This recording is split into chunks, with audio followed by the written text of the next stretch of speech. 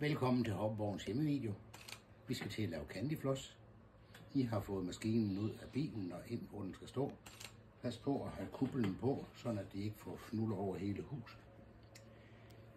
Den sidder fast med de her 4 klips hernede, 2 på hver side. Og der er en grund til, at den står skuffe, det er fordi den skal være den her vej. Når man samler den, som den er her, så tænder man for strømmen. Så tænder man for varmen. Og så kører den. Så tager man sin. Den kunne både være rød, og den kunne være hvid, og i det her tilfælde er den så blå.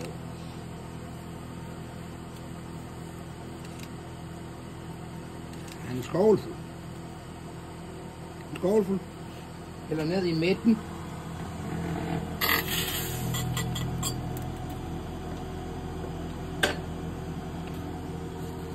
Så tager man et papir. Pas nu på ikke at tage en 3-4 stykker på en gang. Det er altså nemt, hvis man lige vil tage et papir. Det er altså nemt lige at tage en 2-3 stykker. Man kan godt nøjes med et.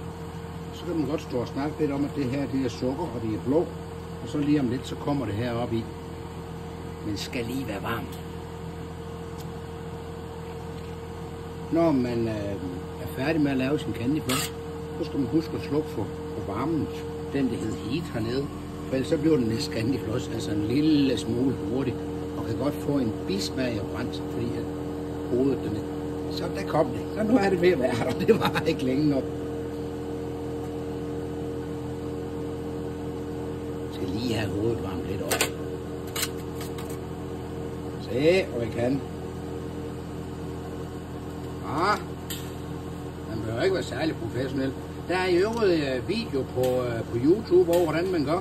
Der kan man både lave blomster og jeg ved ikke hvad. Virkelig mange fine ting. Det her skal I så vide, det er nummer 3 eller nummer 4, jeg har lavet i min tid.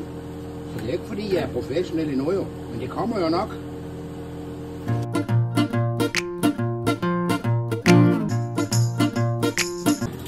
Ja. Måske skulle jeg øve mig lidt. Det kunne godt ske.